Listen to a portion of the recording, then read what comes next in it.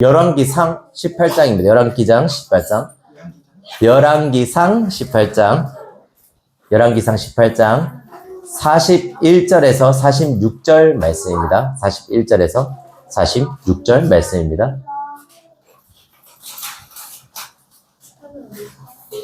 열왕기상 18장 41절에서 46절 말씀입니다. 다들 펴신 줄 알고 제가 하나님 말씀을 읽어드리도록 하겠습니다. 엘리야가 아합에게 이르되 올라가서 먹고 마시소서 큰 비소리가 있나이다. 아합이 먹고 마시러 올라가니라. 엘리야가 갈멜산 꼭대기로 올라가서 땅에 꿇어 엎드려 그의 얼굴을 무릎 사이에 넣고 그의 사환에게 이르되 올라가 바다 쪽을 바라보라. 그가 올라가 바라보고 말하되 아무것도 없나이다. 이르되 7번까지 다시 가라. 7번째 이르러서는 그가 말하되 바다에서 사람의 손만한 작은 구름이 일어나이다. 나이다. 이르되 올라가 아합에게 말하기를 비에 막히지 아니하도록 마차를 갖추고 내려가소서 하라.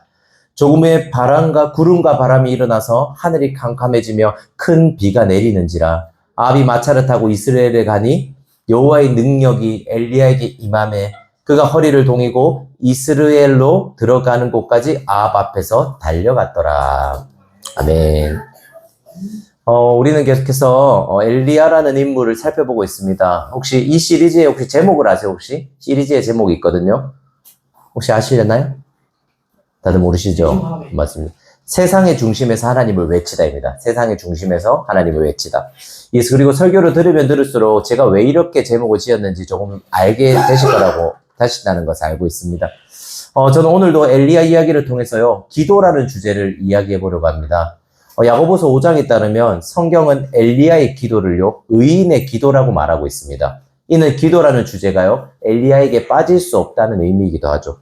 오늘 설교를 통해서요, 하나님이 기도를 통해서 어떻게 일하시는지, 그리고 기도를 통해서 일하시는 하나님이 어떤 분인지를 알아보길 원합니다. 오늘 설교의 제목은요, 기도, 하나님이 일하시는 방식입니다. 기도, 하나님의 일하시는 방식. 저는 오늘 3가지 대지로 설교를 하려고 합니다. 첫 번째는요, 기도를 요구하시는 하나님, 하나님이 기도를 요구하신다는 거예요. 그리고 두 번째는 기도를 요구하시는 이유입니다. 하나님이 왜 우리에게 기도를 요구하는지를 알아보죠. 그리고 마지막 3번째는 어떻게 끝까지 포기하지 않고 기도할 수 있는가? 끝까지 우리가 포기하지 않고 기도할 수 있는 방법을 알아보죠. 먼저 기도를 요구하시는 하나님입니다. 우리는 지난 시간에 이제 엘리야와 바알 선지자들의 450대 1의 불의 전쟁에서 엘리야가 승리하는 것을 보았습니다. 그리고 그 광경을 이스라엘 백성들도 보았고 또 한 사람도 봤어요. 바로 이스라엘의 왕인 아합이었습니다. 그리고 아합이 어떤 인물이죠? 다른 나라의 공주인 이세벨과 결혼해서 하나님을 믿는 이스라엘의 바알이라는 우상, 다른 종교를 가져온 사람이 바로 아합입니다. 그런 아합에게 엘리야는 말해요. 41절이거든요. 엘리야가 아합에게 이르되 올라가서 먹고 마시소서 큰 비 소리가 있나이다. 엘리야는 아합에게 큰 비 소식이 있으니 올라가서 먹고 마시라고 말합니다. 여기서 유심히 살펴봐야 될 단어가 있는데요. 그건 바로 올라가서입니다. 올라가서는 43절까지 무려 3번이나 나옵니다. 중요한 의미가 있는 단어라는 거죠. 여기서 올라가다는 히브리어로 알라흐라고 합니다. 알라흐. 단순히 이거는요, 올라간다는 건 어디로 위치를 옮기는 걸 말하는 게 아닙니다. 오히려 영적인 의미, 하나님의 임재를 향해서 나아간다는 의미죠. 쉬운 말로 하면 이런 거예요. 올라가라는 말은 하나님을 예배하고 하나님을 위해서 기도하라는 말입니다. 그럼 엘리야는 왜 아합에게 올라가서 먹고 마시라고 말했을까요? 한번 보세요. 방금 전까지 하나님과 바알 사이에 불의 전쟁이 있었습니다. 하나님 모든 사람 앞에서 이 전쟁을 승리하셨고요. 자신이 하나님임을 입증하셨죠. 자, 그럼 이때 그곳에 있는 사람들이 해야 될 게 뭐죠? 하나님이 왕이라는 게 입증되었습니다. 그럼 그곳에 있는 사람들이 해야 될 게 뭔가요? 바로 하나님을 인정하는 겁니다. 하나님이 짱이에요. 바알이 아니라 하나님이 짱입니다라고 말하는 거죠. 그래서 39절을 보시면 이스라엘 백성들은 이렇게 말합니다. 모든 백성이 보고 엎드려 말하되 여호와 그는 하나님이시로다. 여호와 그는 하나님이시로다 하니. 그리고 아합 왕도 이렇게 하나님을 인정하고 하나님을 예배해야 됐죠. 그래서 엘리야는 그에게 뭐라고 말한 거죠? 올라가서 먹고 마시라고 말한 거예요. 하나님만을 높이고 하나님만을 인정하라는 말이었죠. 이 말을 듣고 아합이 어떻게 했을까요? 하나님을 예배하고 하나님 높이란 말을 듣고요. 42절인데요. 아합이 어떻게 했는지 볼까요? 42절입니다. 우리 한번 같이 읽어볼까요? 42절이요. 시작. 아합이 먹고 마시러 올라가니라. 엘리야가 갈멜산 꼭대기로 올라가서 땅에 엎드려 그의 얼굴을 무릎 사이에 넣고. 언뜻 보면 아합이요 엘리야의 말에 순종한 것처럼 보입니다. 하지만 열왕기상 저자는 우리가 착각하지 않도록요 한 가지 장치를 마련해 줍니다. 바로 아합과 엘리야를 대조하는 거예요. 아합은 진짜 말 그대로요 올라가서 먹고 마셔요. 영적인 의미에서 올라가는 게 아니라요 그냥 올라가서 밥을 먹습니다. 하나님을 예배하지는 않고 밥만 먹고 온 거죠. 그런데 엘리야는 올라가서 뭘 한다고 말하죠? 땅에 꿇어 엎드려 그의 얼굴을 무릎 사이에 넣습니다. 엘리야가 뭘 하는 건가요? 기도하는 거예요. 엘리야는 올라가서요 기도합니다. 하나님을 예배하고 영적인 작업을 하는 거죠. 두 사람의 차이를 아시겠습니까? 두 사람 모두요 하나님에게 올라가라는 요구를 들었습니다. 똑같은 요구를 들었죠. 그리고 둘 다 산에 올라갑니다. 그리고 한 사람은요 거기서 밥만 먹습니다. 그리고 또 다른 한 사람은 하나님 앞에 기도합니다. 같은 상황이었고 같은 요구였습니다. 그런데 둘은요 서로 다른 선택을 합니다. 김홍전이라는 신학자는 이렇게 말합니다. 들어보세요. 엘리야는 하늘의 문이 열릴 때까지 기도했고 아합은 엘리야의 말대로 먹고 마셨다. 아합은 왕이지만 말씀 앞에 반응하지 않았고 하나님의 종은 무릎 꿇고 간구했다. 둘의 태도는 극명하게 대조된다. 우리 인생을 한번 여러분 돌아보십시오. 우리는 늘 어떤 상황에 놓이고요. 늘 무언가를 선택해야 되는 기로에 항상 놓입니다. 무언가를 택해야 되는 상황이 있는 거죠. 성경은 이때 우리가 뭘 선택하는지를 보라는 거예요. 한 가지 예를 들어보죠. 시험을 준비하는 두 사람이 있습니다. 그들은 시험을 기도로 준비했습니다. 하나님, 우리로 하여금 시험을 잘 치게 해주세요. 하나님 열심히 한 만큼 좋은 결과가 나오게 해주세요. 그렇게 시험을 쳤고요. 감사하게도 두 사람 모두 다 합격했습니다. 그리고 한 사람은요, 합격한 기념으로 그날 저녁에 친구를 만나러 갑니다. 시험에 합격했으니까요, 그날 회포를 푸는 거죠. 이때까지 쌓인 스트레스를요. 그런데 또 다른 한 사람은 뭐라는가 하면 기도를 하러 갑니다. 그리고 말하는 거죠. 하나님 합격시켜 주셔서 감사합니다. 우리의 기도를 들으시는 하나님, 하나님의 은혜 덕에 제가 합격했습니다라고 기도하는 겁니다. 우리 교회의 예를 한번 들어볼까요? 우리는 지난주에 각자의 적용거리들을 말했습니다. 누군가는 성경을 한 자라도 읽겠다고 말했고, 누군가는 공부하기 전에 기도하겠다고 말했고, 누군가는 하나님과 영혼들을 더 깊이 사랑하겠다고 말했습니다. 그리고 어김없이 이번 한 주도요, 성경을 펴야 말아야 되냐는 고민이 들었을 거고요. 기도를 해야 되냐 말아야 되냐는 상황이 왔을 거고요. 영혼들을 사랑하느냐 아니면 영혼들을 판단하느냐의 상황이 우리를 찾아왔을 겁니다. 성경은 묻는 거예요. 그때 네가 뭘 선택했냐고요. 그런 결정의 순간에 당신은 아합처럼 선택했는지 엘리야처럼 선택했는지 성경은 묻는 거죠. 그리고 성경은 이때 우리에게 뭘 선택하라고 말하죠? 하나님께 올라가라고 말합니다. 하나님을 택하라고요. 하나님을 위해 기도하라고 말하는 거죠. 우리의 삶에서 일어나는 매 순간마다 기도하라고 성경은 말하는 겁니다. 저는 개인적으로 이것이 참 깊이 와닿는 사람입니다. 목회를 하잖아요, 저는. 목회를 하는 건 사람을 상대하는 일입니다. 그리고 사람을 상대하다 보면요, 별의별 일이 다 생깁니다. 왜냐하면 사람들이 여러 종류 사람이 있잖아요. 그렇게 별의별 일을 겪을 때 저는 당혹감과 곤욕감에 시달릴 때가 많습니다. 어떻게 이런 일이 있을 수 있지? 어떻게 해야지라는 생각이 계속해서 드는 거죠. 이때 저에게 선택권이 주어지는 거예요. 바로 이 상황에서 기도를 하느냐 아니면 다른 걸 하느냐는 거죠. 그래서 저는 이때 제 스스로에게 솔직해지자면요. 이때 제가 가장 먼저 하는 건 제가 곤욕스럽거나 당혹스러울 때 가장 먼저 하는 건 기도가 아닐 때가 많습니다. 제가 뭘 먼저 하는지 아십니까? 이 황당하고 당혹스러운 것을 함께 나눌 사람에게 연락을 합니다. 아내에게 연락하거나요. 그리고 여기서도 저의 연락을 받은 사람이 있겠죠. 기도보다 저는 먼저 누군가를 사람을 찾을 때가 훨씬 많습니다.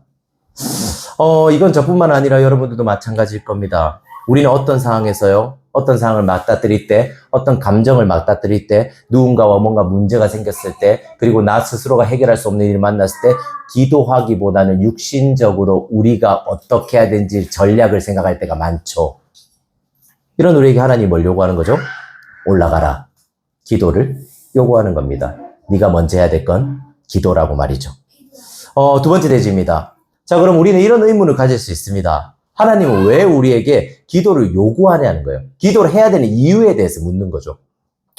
하나님 우리에게 기도를 요구하시는 이유 첫 번째는요. 우리를 동역자로 삼으시기 위해서입니다. 다시 한번 말씀드릴게요. 하나님 우리의 기도를 요구하시는요. 하나님 우리를 동역자로 함께 일하고 싶어 하기 때문이에요.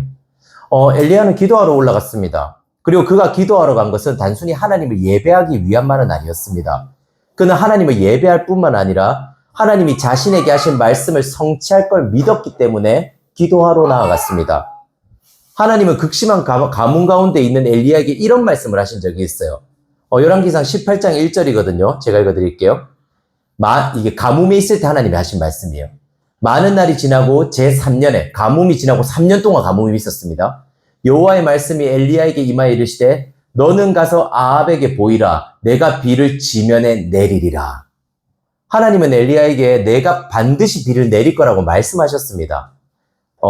이런 상황에서 엘리야는요, 이 3년 동안 비가 없었는데 하나님이 비를 내리실 거라는 말씀을 믿고요, 그것이 반드시 일어날 것을 또 신뢰했던 겁니다. 그리고 갈멜살 전투가 끝나고 그는 그저 아합처럼 먹고 마시는 것이 아니라 오히려 비가 내리도록 자신이 더 기도해야 된다는 것을, 자신이 기도를 포기하면 안 된다는 것을 인지하고 있었던 거죠. 이걸 통해 성경이 우리에게 말해주고 싶은 진리가 있습니다. 하나님은 우리에게 약속을 주세요. 내가 비를 내릴 거란 약속을 주셨죠. 하지만 잘 들어보세요. 그 약속이 자동으로 이루어지는 건 아닙니다. 다시 한번 말씀드릴게요. 하나님 우리에게 약속을 주십니다. 저와 여러분에게요. 하지만 그 약속이 자동으로 이루어지는 건 아니에요. 그럼 어떻게 이루어지나요? 하나님은 기도라는 수단을 이용해서 그 약속을 이루어 가십니다. 이 존 칼빈은 기독교 강요란 책에서 이렇게 말했습니다. 하나님은 그의 목적을 성취하기 위해서 수단을 사용하신다. 그 수단 중 하나가 바로 기도이며 하나님은 기도를 통해서 그의 뜻을 이루신다.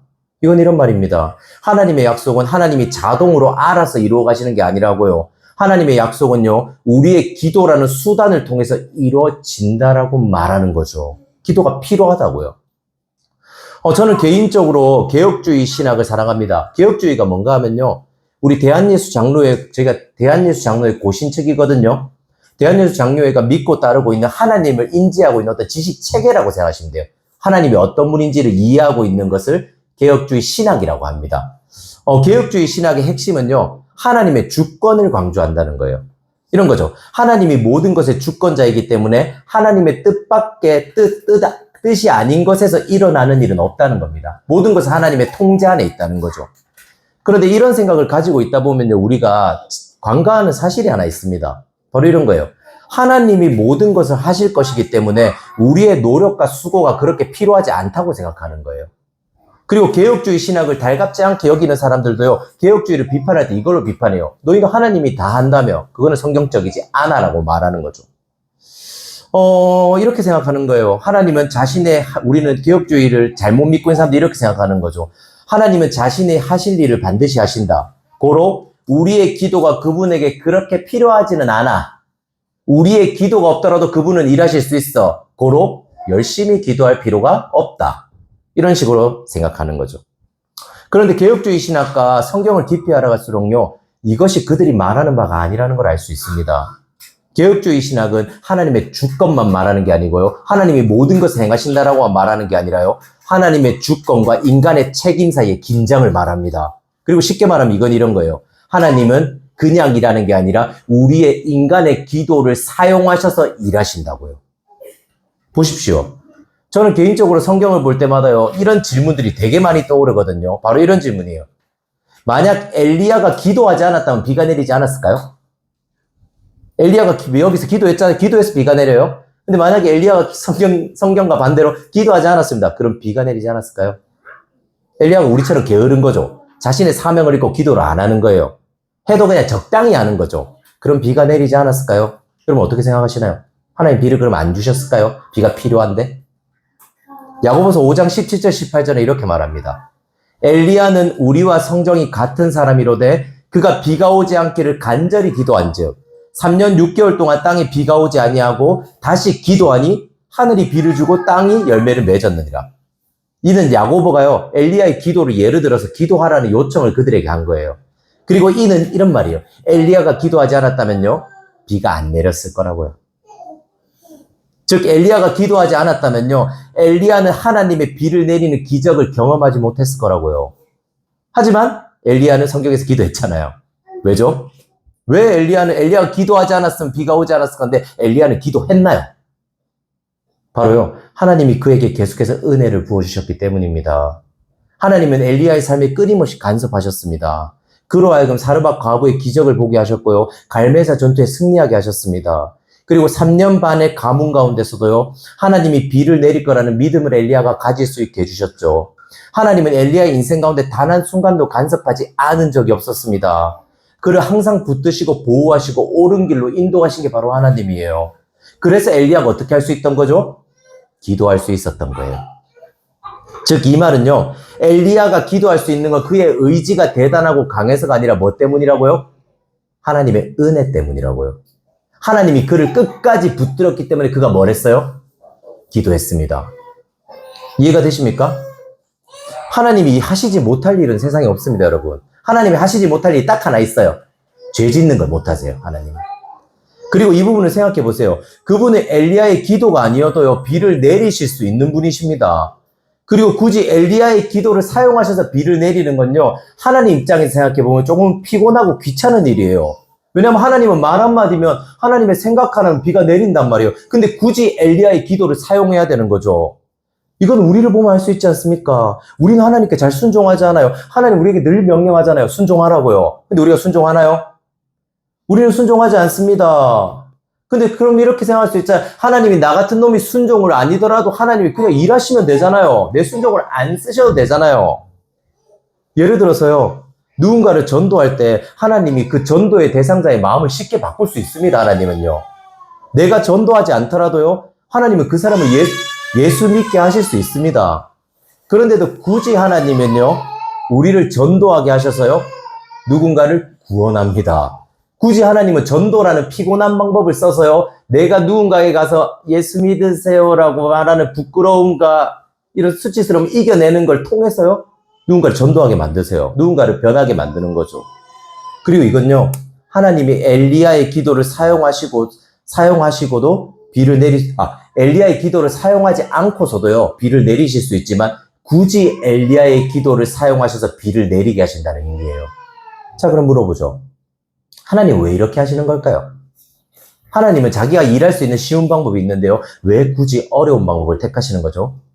답은 간단합니다. 하나님이 우리와 동역하고 싶어 하세요. 하나님은 우리와 함께 일하는 걸 즐거워하고요, 함께 하고 싶어 하고 기뻐하십니다. 그분은 우리에게요, 자신을 보여주고 싶어 하세요. 기도는 단순히 하나님의 뜻을 이루기 위해서 억지로 하는 게 아닙니다. 하나님의 뜻을 이루기 위해서요, 그분이 갑이 되고요, 우리는 을이 되어서요, 출근하듯이 기도라는 노동력을 바치는 작업이 아닙니다. 오히려요, 하나님과 함께 동역하는 게 기도예요. 그분은 우리에게 자신이 어떤 일을 하는지, 자신이 어떤 마음으로 일하는지를 함께 경험하고 함께 즐거워하고 싶어 하십니다. 이걸 이해할 수 있도록 예를 하나 들어보죠. 저는요, 윤우와 서우와 함께 자거든요. 근데 개척하고 제가 윤우와 서우가 될 수 있으면 최대한 열심히 하는 일이 있습니다. 바로요, 누리는 교회와 주변 사람들을 위해서 아이들과 함께 중보하는 거예요. 기도하는 거예요. 그래서 저희가 자기 전에 항상 제가 아이들에게 2개, 3개 정도의 기도 제목을 던집니다. 우리 누리는 교회를 위해서 기도하자. 누리는 교회가 이렇게 될 수 있도록 기도하자. 그리고 이번 주에 세원이 삼촌이 좀 힘들대. 세원이 삼촌의 마음을 위해서 기도하자. 저는 아이들에게 이렇게 2개나 3개 정도의 기도 제목을 밤마다 던집니다. 그리고 저 아이들은 짧게라도 밤에 소리를 내서 기도합니다. 생각해보세요. 저는요, 저 혼자 기도하는 게 훨씬 편합니다.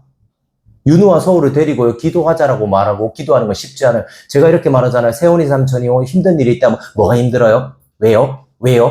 계속 이렇게 묻습니다. 다음에 잠을 자야 되는데요.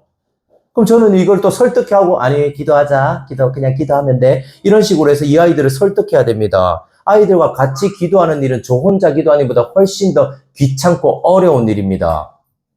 그런데도 제가 왜 아이들과 함께 기도하는지 아세요?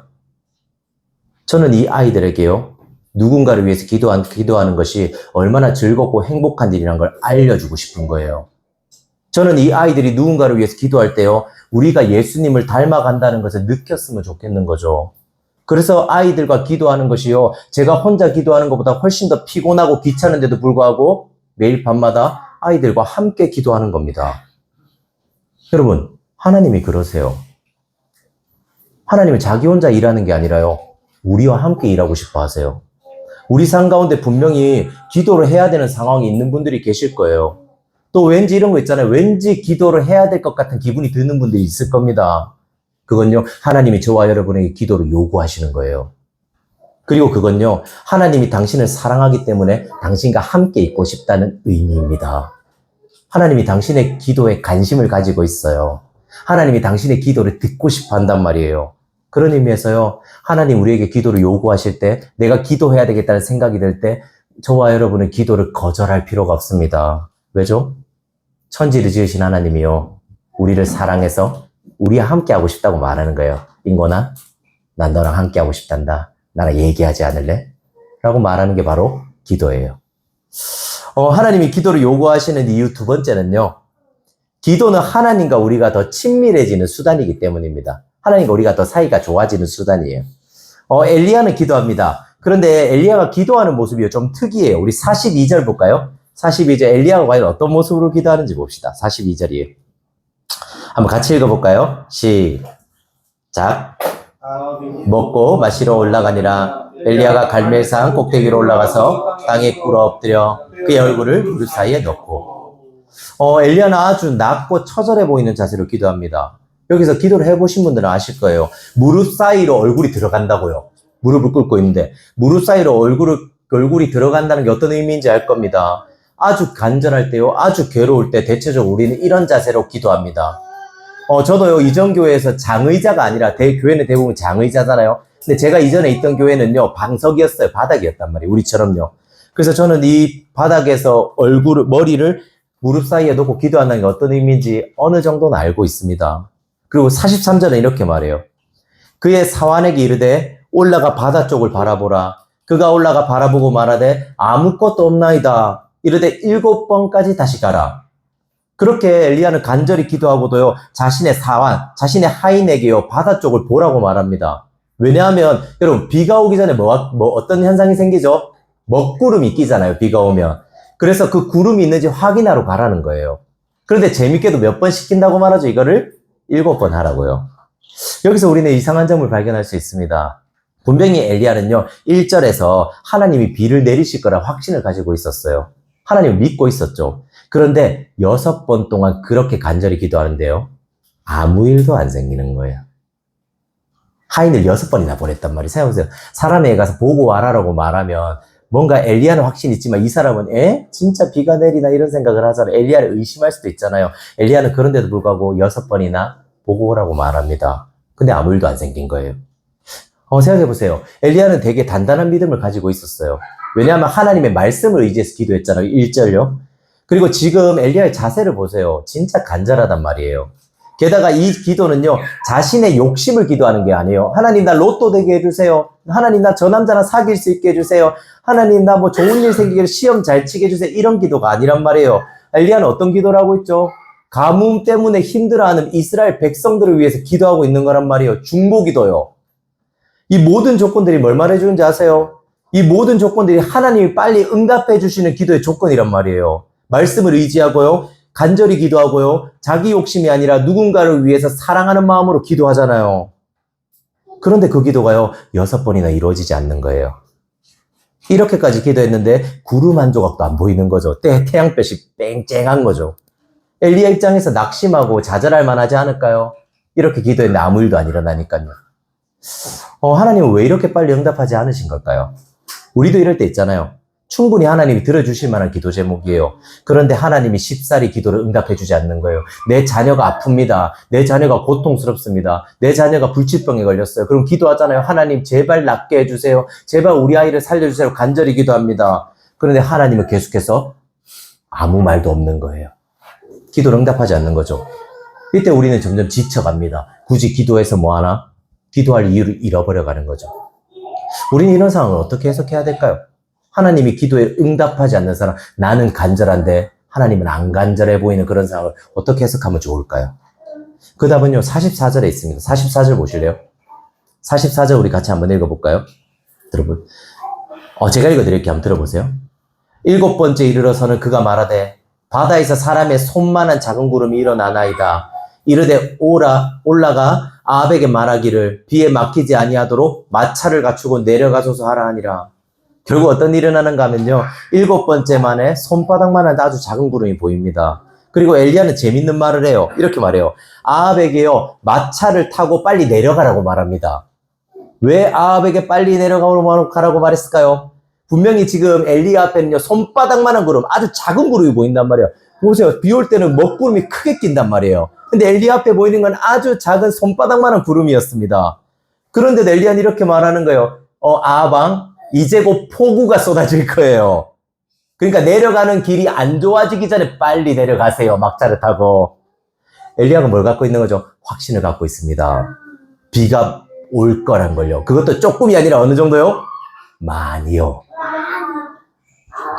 성경에서 7이라는 숫자는요. 완전수를 의미해요.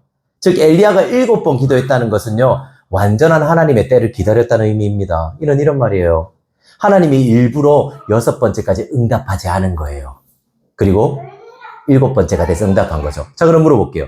왜 하나님은 6번째까지 아무 말도 없다가 하필 7번째 응답하신 거죠? 왜 하나님 우리가 간절할 때 아무 응답도 없다가 어느 순간에 응답을 주시는 걸까요? 대체 왜요? 그 이유는요. 바로 기도의 목적에 있습니다. 성경은 기도의 목적에 대해서 이렇게 말합니다. 기도를 통해서 우리는 하나님을 더 사랑하고 신뢰하게 된다고요. 다시 한번 말씀드리면 기도를 하는 목적은요. 하나님을 더 신뢰하는 거라고요. 기도의 최종 목적이 바로 우리가 하나님과 친해지는 겁니다. 무슨 말인지 이해하시겠어요? 우리 모두는요. 기도하고 싶은 기도 제목이 있을 겁니다. 그리고 그건 하나님 우리에게 요구하신 기도이기도 해요. 그런데 하나님이 그 기도 제목을 요구하시는 이유는요. 단순히 네가 기도해서 그 기도 제목을 이뤄내야 된다는 의미가 아닙니다. 네가 기도해서 그 기도 제목을 성취해내야 된다, 쟁취해내야 된다는 의미가 아닙니다. 오히려 기도를 시키는 이유 더 큰 의미가 있어요. 바로 기도를 통해서 하나님과 친해져야 한다는 거죠. 기도를 하면서 하나님을 더 신뢰하고요. 하나님을 더 사랑해야 된다라고 성경은 말하고 있습니다. 이게 기도의 목적이라고요. 보십시오. 하나님은 6번째 기도까지 아무 응답도 하지 않으십니다. 그리고 이건 단순히 기도 응답 안 해줄 거야, 메롱. 약간 이런 게 아니에요. 우리는 대체적으로요, 우리의 기도가 이루어지지 않을 때요, 이런 식으로 생각하는 경향이 있습니다. 아직 우리의 기도가 부족하다고 생각하는 거예요. 하나님이 요구하시는 기도의 분량을 더 채워야지 하나님이 우리의 기도를 들어주실 거라고 생각하는 거죠. 그래서 여러분, 우리는 기도를 어떤 식으로 대하는지 아세요? 이건 우리가 기도하지 않는 이유이기도 해요. 기도를요, 숙제하듯이 해요. 이 숙제를 다 해야지만 선생님한테 통과받을 수 있듯이 이 기도라는 숙제를 해야지만 하나님이 나를 통과 주실 거라고 생각하는 거죠. 하지만 성경이 말하는 하나님의 응답이 더딘 이유는요, 그게 아닙니다. 잘 들어보세요. 오히려 하나님은요, 응답을 하시지 않는 그 시간을 통해서요, 우리가 변하길 원하세요. 기도의 목적은요, 숙제를 얼마나 잘 해내느냐, 분량을 얼마나 잘 채우냐가 아닙니다. 기도를 통해서 하나님을 향한 우리의 마음이 얼마나 변하냐예요. 정말 간절한 기도를 해보시는 분들 아실 겁니다. 우리는 기도를 통해서요, 우리의 마음이 변한다는 걸 느낄 거예요. 생각해 보세요. 우리는 누군가가 간절히 변하길 원하는 사람이 있습니다, 우리가. 근데 그 사람을 내가 싫어하는 사람이라고 생각해 봅시다. 그리고 그 사람을 위해서 우리가 기도하는 거죠. 하나님, 저 인간 어떻게 안 될까요? 하나님, 저 인간 너무 꼴보기 싫은데, 사랑하기도 힘든데, 저 인간 좀 변화시켜 주시면 안 돼요? 저 인간 좀 바꿔주세요. 아니면 내 앞에서 좀 치워주든지. 라고 우리는 기도합니다. 그런데 기도하다 보면요, 이상한 일이 생겨요. 내가 기도하는 그 인간이요, 6번까지 기도했음에도 엘리야처럼 6번까지 기도했는데도 그 인간은 변하지 않는 거예요. 아무리 기도해도 그 인간은 별로예요. 속이 뒤집어지는 거죠. 하나님은 저 인간도 못 바꾸시더라는 생각이 드는 거죠. 그런데 아주 이상한 일이 생깁니다. 기도를 아무리 해도요, 그 인간이 안 변하는데 어떤 일이 일어나는지 아세요? 저를 보세요. 괜찮아요. 내가 변해요. 기도를 하면 할수록 그 인간은 안 변합니다. 그런데 내가 변합니다. 기도를 할수록요, 나는 이런 생각이 들어요. 나도 그 인간과 별반 차이 없는 죄인이라는 걸 인지합니다. 그리고 그 사람의 죄가요, 그 사람의 연약함이 이해가 되기 시작해요. 이전에 미워 보이던 것들이요, 어느 정도 덜 미워 보이기 시작합니다. 여러분 무슨 일이 일어나는 건가요? 기도를 통해서요. 그 사람이 변하는 게 아니라 내가 변한다고요.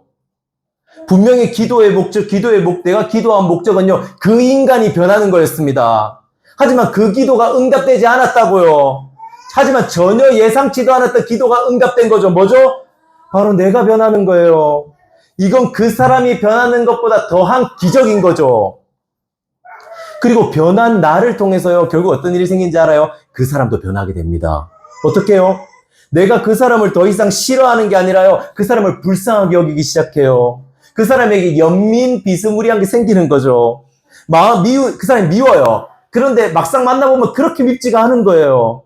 또 괜히 또 마음이 가요. 아유, 저 인간 왜 저렇게 행동하는 거야? 여러분, 부부 사이 오래 살다 보면 그런 일 있잖아요. 어이구, 저 인간이 미운데, 어이구, 나 아니면 누가 저 인간하고 살아? 이런 거 있잖아요. 미운 놈에게 떡 하나 더 주게 되는 거죠.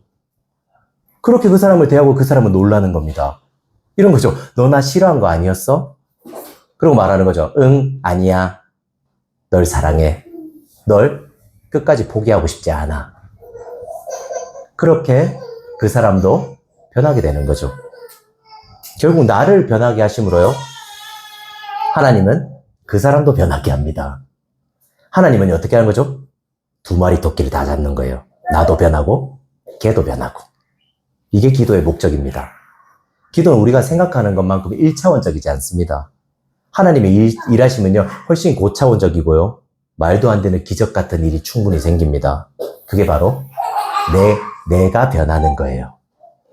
내가 변하는 게 제일 말도 안 되는 기적이거든요. 기도의 목적은 결국 우리를 변하게 하는 겁니다. 그리고 나에게 일어난 이런 기적을 보면서요. 우리는 하나님을 어떻게 생각하게 되는 거죠? 하나님을 더 신뢰하고요. 하나님을 더 사랑하게 되는 거죠. 그분과 친해지는 거예요. 아, 하나님은 못하실 일이 없구나. 나도 바꾸고 쟤도 바꿨으니까 하나님은 진짜 놀라운 분이구나를 생각하는 거죠. 이처럼 하나님은 엘리야의 기도를 통해서요. 단순히 가뭄을 해결하는 게 목적이 아니었습니다. 이 일을 통해서 하나님은요. 엘리야와 이스라엘 백성이 변하길 원했어요. 그리고 엘리야가 6번씩이나 간절히 기도하면서 하나님이 응답하시지 않는 순간에도요. 사실 하나님은 응답하지 않는 게 아니라 뭘 하고 계신 거죠? 그들을 위해서 일하고 계셨던 거죠. 그게 그냥 눈에 보이지 않았을 뿐이에요. 그리고 엘리야는 이런 하나님을 믿었고 그를 친밀히 여긴 겁니다. 엘리야는 기도의 목적을 알고 있었던 거죠. 사랑하는 여러분, 우리 가운데도요. 분명히 이런 분도 있을 거예요. 왜 하나님이 응답을 주시지 않는 거지? 이 정도면 나는 하나님을 충분히 찾은 것 같은데 왜 하나님은 내 기도에 별 응답이 없는 것 같지라는 생각하는 분들이 있을 겁니다. 그리고 응답되지 않는 기도 때문에요. 좌절하고 낙담하시는 분들이 있을지도 모릅니다. 그런 분들에게 하나님은 말하는 거예요. 그 시간들이요. 결국 너를 변화시킬 거라고요. 너를 더 아름답게 만들어가고요. 예수님을 닮은 사람으로 만들어갈 거라고요. 그리고 그 순간에도요. 하나님은 응답하시지 않는 게 아니라 오히려 너의 기도를 들으면서 네 가운데 일하고 있다라고 말씀하십니다. 기도하고 있는 그 시간이요. 절대 헛되지 않다고 말하는 거예요. 너의 기도는 하나님 앞에 절대 헛되지 않다고요. 그리고 결국 그 기도는요. 나를 변하게 만들고 그 사람을 변하게 만들었어요. 하나님은 2마리 토끼를 다 잡게 할 거라고 말합니다. 이것이요. 하나님 우리에게 기도를 요구하시는 이유예요. 마지막 대지입니다. 그렇다면 우리는 어떻게 끝까지 포기하지 않고 기도할 수 있을까요? 끝까지 포기하지 않고. 엘리야는 비가 올 것을 예상하고요. 아합에게 먼저 내려가라고 말했잖아요. 마차를 타고 내려가라고. 그리고 그 뒤에 보면 이 성경에서요. 저는 개인적으로 가장 재밌으면서 좀 신비로운 장면이 나요. 되게 좋거든요. 보세요. 45절, 46절이에요. 한번 제가 읽어드릴게요. 보세요. 어떤 신비로운 장면인지. 조금 후에 구름과 바람이 일어나서 하늘이 캄캄해지며 큰 비가 내리는지라. 비가 내리는 거죠. 이제 큰 비가. 아합이 마차를 타고 이스라엘로 가니 여호와의 능력이 엘리야에게 임함에 그가 허리를 동이고 이스라엘로 들어가는 곳까지 아합 앞에 달려갔더라. 여러분 이게 무슨 말인가 하면요. 폭우가 쏟아지고 아합이 마차를 타고 산을 내려간단 말이에요. 그럼 생각해보세요. 얼마나 빠르겠어요. 내리막길인데. 그리고 이스라엘까지 거리가 얼마냐면요. 25km에서 26km 정도예요. 그런데 마차를 타고 아합 왕이 가고 있는데 옆에 보니까 누가 있는가 하면요. 엘리야가 있는 거예요. 엘리야가 뭐라고 있는 거죠?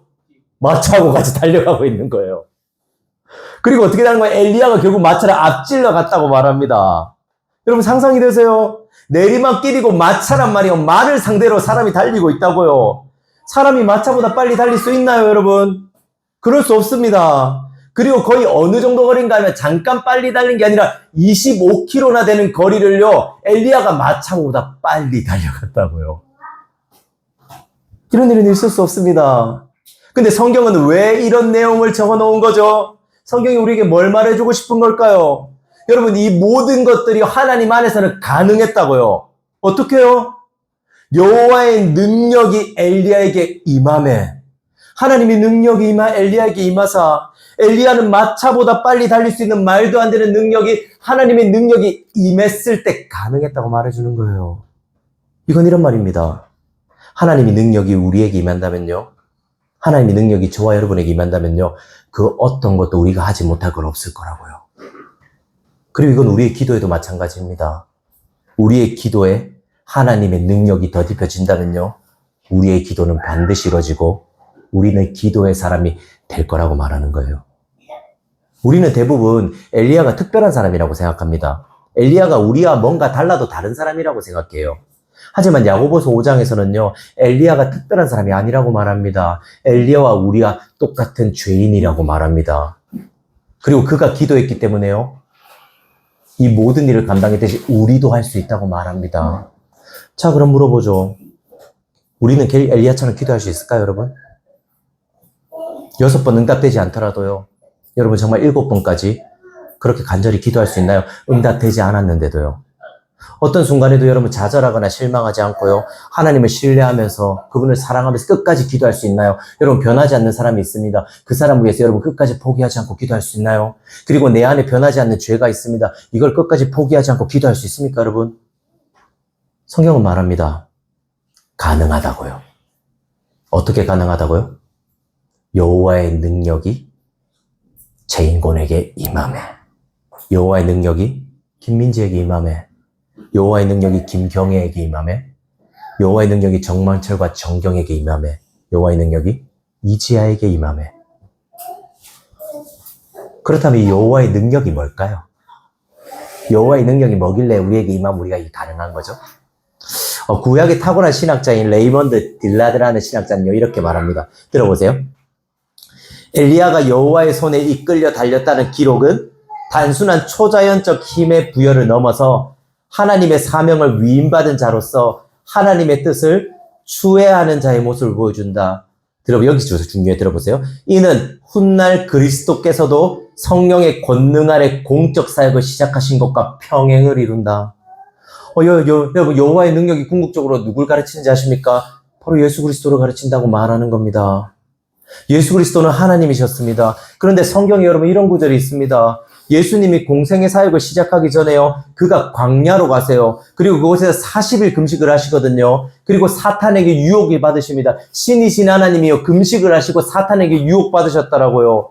그런데 성경은 이 모든 것들을 누가 이끌었다고 말하는지 아십니까? 예수님이 자기 스스로 갔다고 말하는 것이 아니라 누군가의 이끌음을 받아서 갔다라고 말합니다. 누가 예수님을 이끌고 간 거죠? 광야로, 사단의 시험으로요. 누가복음 4장 1절에 이렇게 말하죠. 예수께서 성령의 충만함을 입어 요단강에서 돌아오사 광야에서 40일 동안 성령에게 이끌리시며. 예수님을 광야로 이끌고 간 게 누구라고요? 성령님이라고요. 이것이 무슨 말인지 아십니까? 그분은 하나님이심에도요, 모든 것들을 예수님은 자신의 뜻대로 하지 않으셨습니다. 엘리야와 같이요, 오직 성령이 임함에 성령이 이끄시는 대로 예수님은 순종하시고 그렇게 자신의 삶을 사셨습니다. 그렇게 예수님은 비가 오지 않는 땅과 백성들을 위해 기도하는 엘리야처럼요, 이 땅에서 길을 잃어버리고 고통받고 아파하는, 은혜라는 단비가 내리지 않는 어두운 땅에서요 살아가는 백성들을 위해서 기도하신 거예요. 그리고 결국 성령이요, 예수님을 마지막으로 끌고 간 곳이 어딘지 아십니까? 십자가로 끌고 가셨습니다. 그리스도가 십자가에 가시기 전에 그분은요, 엘리야와 같이 겟세마네라는 동산이라는 곳에서 간절히 기도하셨습니다. 엘리야가 무릎을 머리에 박고 기도하듯이요, 예수님도 땀이 피가 될 정도로 간절히 기도하셨을 겁니다. 아마도 동작도 엘리야처럼요, 무릎 사이에 머리를 박고 기도하셨을 거예요. 아버지 만일 하실만 하시거든 이 잔을 내게서 지나가게 해달라고요. 그렇게 3번 예수님을 간절히 하나님 앞에 외치고 기도했습니다. 그리고 엘리야는 6번의 응답을 받지 못했지만 결국 7번째 응답을 받았잖아요. 하지만 예수님은요. 그렇게 간절히 기도했음에도요. 하나님은 끝까지 예수님의 기도에 응답하지 않으십니다. 예수 그리스도가 왜 이렇게 두려워한지 아십니까? 예수 그리스도가 겟세마네 동산에 왜 그렇게 괴로워한지 아십니까? 그분 앞에 더 이상 하나님이 보이지 않았기 때문이에요. 예수님 앞에 하나님이 보이지 않는다는 이런 의미였습니다. 예수님 앞에 지옥이 펼쳐졌다고요. 하나님이 계시지 않는 지옥이 예수님 앞에 지금 펼쳐진 거예요. 그리고 그런 상황에서도 예수님은요. 하나님을 신뢰하고 하나님을 친밀히 여겨야만 했습니다. 예수님은 하나님이 자신을 외면하고 있는데요. 지옥이 펼쳐지고 있는데도요. 자신의 기도가 헛되지 않다고 결국 내 기도는 응답될 거야 라는 걸 예수님은 믿으셔야 했다고요. 그리고 그분은 예수님은 결국 이렇게 말씀하세요. 누가복음 22장 42절이죠. 아버지여 내 뜻대로 마시옵고 아버지의 뜻대로 되길 원하나이다. 그리스도는 성령으로 잉태되셨습니다. 그리스도는요, 남자의 정자에서 잉태된 게 아니에요. 성령으로 잉태되어서 동정녀 마리아에게 나셨죠. 그리고 성령의 인도하심을 33년의 생애를 사셨죠. 그리고 성령이 마지막으로 그를 인도한 것은 바로 십자가였습니다. 성경은 우리에게 말합니다. 성령을 따라 사신 그리스도가요, 죽음 앞에서 드린 처절한 마지막 기도가 응답되지 않았다고요. 십자가에서 하나님이 예수님을 버리셨다고요. 그리고 그 기도가 응답되지 않았기 때문에요. 하나님이 예수님을 버리셨기 때문에요. 하나님이 자신의 하나뿐인 아들의 기도를 응답하지 않고 외면하시고 그가 지옥을 보았기 때문에요. 들어보세요. 저와 여러분의 기도는 외면하실 수 없다고요. 여기서 제가 하는 말을 유심히 들으십시오. 그분은 우리의 기도를 단순히 들으신다고 말하는 정도가 아닙니다. 그분은 우리의 기도를요, 외면할 수가 없다고 말해요. 외면할 수가 없다고요. 저와 여러분이 기도할 때요, 하나님의 우리의 기도를 안 들으실 수가 없다고요. 왜죠? 그건 자신의 아들의 죽음을요, 헛되이 하는 일이기 때문이에요. 그래서 하나님 우리의 기도를 들으시는 거죠. 그리고 하나님은요, 아합처럼요, 기도를 선택하기보다는 그저 자신의 육신을 쫓는 우리에게 말합니다. 여러분, 마지막 끝나서 한번 들어보세요. 하나님이 왜 엘리야뿐만 아니라 아합에게도 올라가라고 말한지 아세요? 말하잖아요. 하나님은요, 엘리야에게만 올라가라고 말하잖아요. 아합에게도 올라가라고 말했습니다. 왜 자신을 배신하고 바알을 섬긴 바알에게도요, 올라가라고 하나님은 말한 걸까요? 이유는 간단해요. 하나님은요, 아합도 용서하고 회복시켜주고 싶으셨던 거예요. 자신을 배신하고 다른 우상을 들여온 그 아합 왕을요, 하나님이 용서하고 그를 회복시켜주고 싶었던 거예요. 그래서 그에게요, 기도하라고 말한 거예요. 네가 기도할 때 내가 네 기도를 들을 거다. 그리고 너를 회복시켜주고 너와 내가 다시 친밀해질 거라고 말한 거죠. 그리고 성경은 우리에게 말합니다. 아합도 이런데 하물며 너희는 어떠냐는 거죠. 하나님의 자녀인 우리는 어떠냐는 거겠죠. 사랑하는 여러분, 그리스도께 오십시오. 여러분을 위해서 모든 기도를 응답받지 않은 그리스도께 오십시오. 그리고 그분께 한번 여러분 기도드려 보십시오. 그분은 저와 여러분의 기도를요, 기다리십니다. 그리고 저와 여러분의 기도를요, 절대 외면하실 수가 없습니다. 왜죠? 그분이 우리를 사랑하셔서 자신의 목숨을 아끼지 않았거든요. 우리 시간 한번요, 찬양하고 기도했으면 좋겠습니다. 우리 가운데 분명히 기도에 대해서요, 기도가 의미가 있나라는 생각하시는 분들이 있을지 몰라요. 진짜 하나님이 내 기도를 들으시나라는 생각이 있을지도 모릅니다. 하지만 성경은 말합니다. 하나님의 능력 안에서 하는 기도는, 이 말에 이런 말이죠. 예수님 안에서 하는 기도는 하나님이 반드시 들으신다고요. 그래서 여러분 이거 아세요? 우리가 기도할 때 마지막에 뭐라고 붙이죠? 예수님의 이름으로 기도하잖아요. 이게 무슨 말인가 하면요, 하나님은 죄인의 기도는 듣지 않으세요. 근데 누구의 기도는 들으시는 거죠? 예수님의 기도는 들으세요. 그래서 우리가 누구의 이름으로 기도하는가요? 예수님의 이름으로 기도하는 거예요. 그리고 그 이 이름으로 기도하는 모든 기도는요, 하나님이 외면하실 수가 없는 거죠. 우리 한번 나의 기도하는 것보다는 찬양하면서요, 다시 한번 우리 가운데 기도라는 마음이 살아나기 원한다라고요, 이 찬양하면서 또 그렇게 나아갈까요?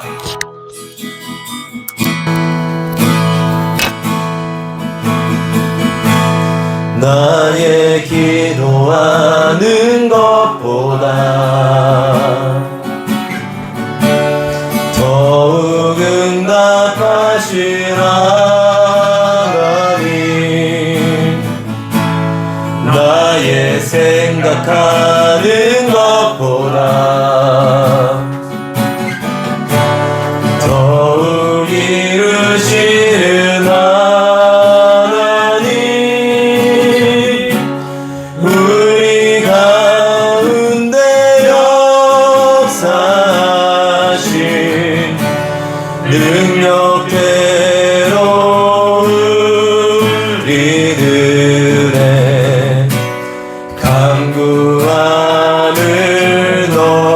넘치도록 능히 하실 주님께 모든 영광과 존귀 찬양과 경배를 돌릴지어다.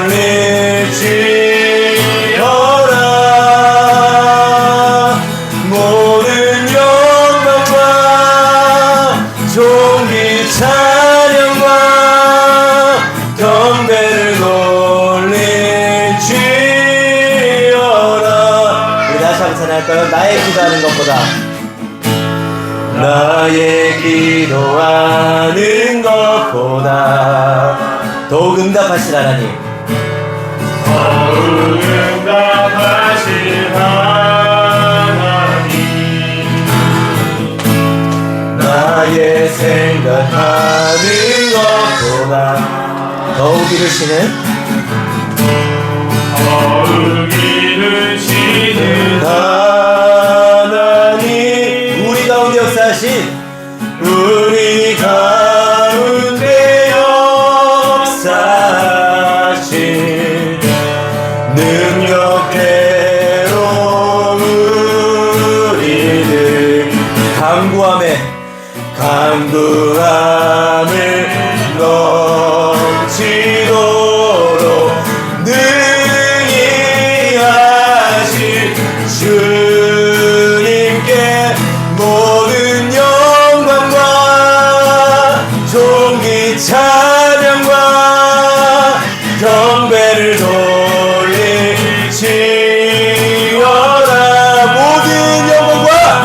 모든 영광과 존귀 찬양과 경배를 돌릴지어다.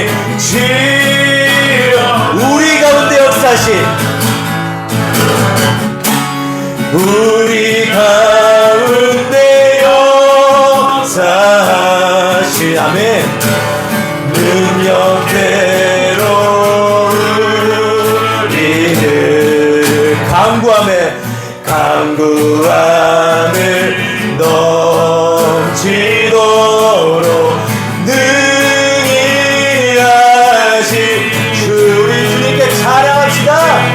모든 영광과 존귀 찬양과 경배를 돌릴지어다.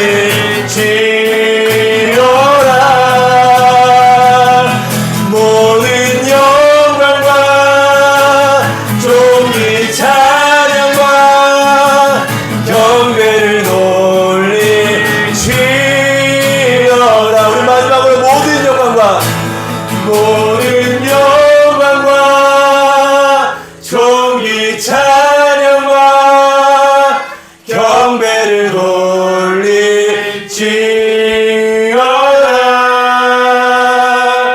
모든 영광과 존귀 찬양과 경배를 돌릴지어다.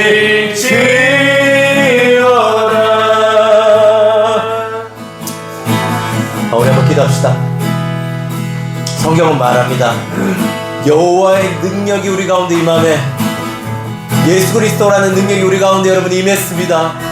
여러분의 마음에 예수 그리스도를 믿는다면 여러분의 성령은 여러분 안에서 예수 그리스도의 능력을 비출 겁니다. 그리고 이게 무슨 말인지 아십니까? 하나님이 여러분의 기도를 외면하지 않는다고요.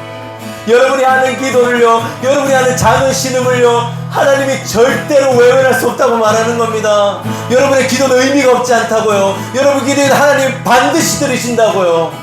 이제 한번 우리 기도합시다. 하나님, 나의 기도를 들으신 하나님을 찬양합니다. 그리고 앞으로 내가 기도하지 않았던 걸 또 회개하며 나아갑니다. 그리고 이제부터 나의 기도를 들으시는 앞에는 우리는 기도하길 원한다라고요. 하나님, 나로 하여금 여호와의 능력을 통해서 기도할 수 있게 해달라고요. 이제 우리 한번 주여 한번 외치고 정말 하나님 우리가 기도를 들으시고 기도하시는 하나님을 더 찬양하기 원한다라고요. 주여 한번 외치며 나아갑시다. 주여! 하나님 아버지, 이 시간 우리가 기도하면서 나아갑니다. 우리의 기도를 외면하시는 하나님을 신뢰하면서 나아갑니다. 우리의 기도를 들으시고 우리의 기도 가운데 임하시는 하나님을 찬양합니다. 우리 가운데 능력 가운데 우리의 간구함에 넘치도록 응답하시는 하나님을 찬양하며 나아갑니다. 우리의 기도를 외면할 수 없는 하나님을 경배하면서 나아갑니다. 모든 영광과 찬양과 경배를 당신에게 돌리면서 나아갑니다. 주님, 우리 가운데 임하시는 하나님을 신뢰하며 나아갑니다. 우리 가운데 기도를 역사하시는 하나님을 찬양하며 나아갑니다. 여태껏 기도하지 않은 우리의 모습을 또 회개하면서 나아갑니다. 기도의 응답을 기대하지 않는데 우리를 기도의 모습을 다시 회개하면서 나아갑니다. 우리가 다시 한번 기도하며 하나님의 응답을 기대하면서 나아갑니다. 우리 가운데 우리의 기도를 외면하지 않으신 하나님을 신뢰하며 나아갑니다. 우리의 기도를 들으시고 우리 가운데 일하신 하나님을 신뢰하며 나아갑니다. 하나님과 더 친밀해지기 원합니다. 모든 영광과 존귀한 찬양을 당신에게 드리기 원합니다. 우리의 기도를 통해서 일하신 당신을 찬양하며 나아갑니다. 우리의 기도를 들으신 하나님을 더 신뢰하며 나아갑니다. 우리 가운데 임재해 주십시오. 여호와의 능력이 우리 가운데 임하사, 여호와의 능력이 제일공 가운데 임하고 여호와의 능력이 우리 교회 가운데 임하사 우리 가운데 기도하게 하시고 우리의 기도를 들으신 하나님을 찬양하면서 나아갑니다. 우리의 기도를 외면하지 않으시는 우리의 기도가 결국 상달되고 주님 앞에 나아가게 기대하며 나아갑니다. 하나님 아버지 감사합니다. 오늘도 우리의 기도를 외면하지 주시지 않는 예수 그리스도를 의지해서 우리가 기도하며 나아갑니다. 또 예수님의 이름으로 기도하며 나아갑니다. 우리가 기도를 여태까지 하지 않았다고 회개하며 나아갑니다. 하지만 이제부터는 하나님, 당신의 능력과 당신의 일하심을 믿으면서 오늘부터 기도하며 나아가기 원합니다. 아합처럼 육신을 쫓는 것이 아니라 엘리야처럼 기도를 선택한 우리가 되기 원합니다. 성령님, 우리 안에 우리의 마음을 깨우쳐 주시고 여호와의 능력을 우리 가운데 입혀 주시옵소서. 이 모든 말씀 예수님의 이름으로 기도드렸습니다. 이제는 주 예수 그리스도의 은혜와 하나님 아버지의 값없는 사랑과 성령